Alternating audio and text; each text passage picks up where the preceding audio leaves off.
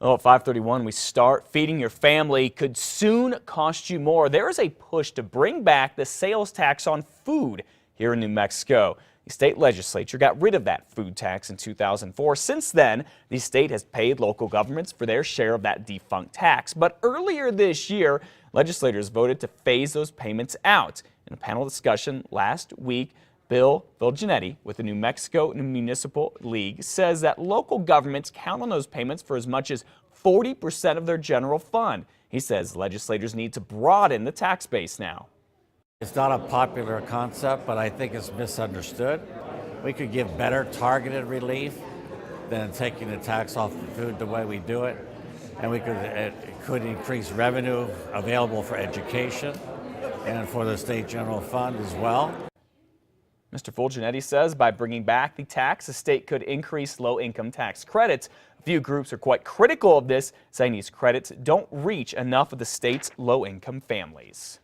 Well, kids in schools will be getting healthier lunches thanks to money coming from the U.S. Department of Agriculture. New Mexico is among 14 states sharing in $11 million to improve the quality of school lunches.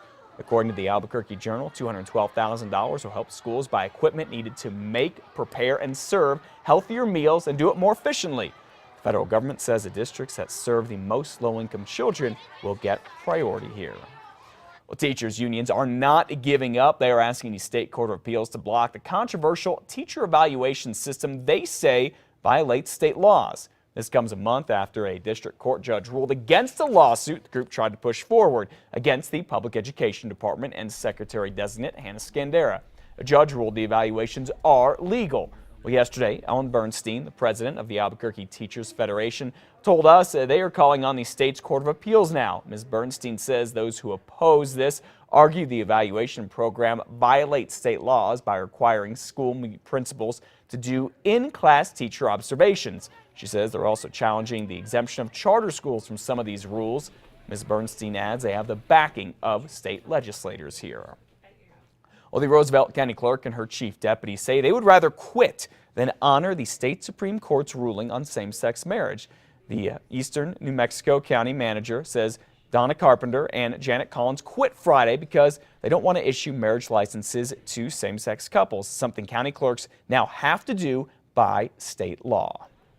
Well, a state legislator who opposes same-sex marriage has filed a constitutional amendment to try to get rid of it. State Senator Bill Scherer here of Farmington, you might remember, led a group of GOP lawmakers who are against gay marriage, has filed a measure that would allow voters to decide this issue. It'll be considered when the legislature gets together next month. If it gets through the Democrat-controlled House and Senate, it would go to a statewide vote. About a dozen families in Albuquerque unfortunately waking up in motels this morning just before Christmas, all after a gas leak and several other safety issues were found at their apartment complex. The leak was reported yesterday morning after several people got headaches at this complex. It's on Central, just west of Old Coors. New Mexico Gas red tagged dozens of lines there after the Safe City Strike Force found lots of problems, including this gas shutoff valve with a pair of pliers on it. The Strike Force says it didn't find a single working smoke detector at the whole complex either. People say it's difficult not knowing when they'll be able to go home. It's just the way it is, sir. But everything will work out in God's plan. The Safe City Strike Force says before most of those people can move back in, the landlord has to bring the apartment up to code.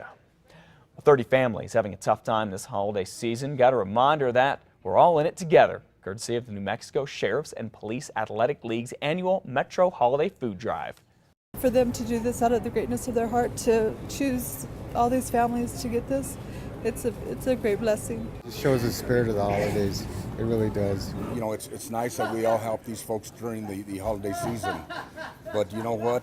They go hungry right after the holidays as well.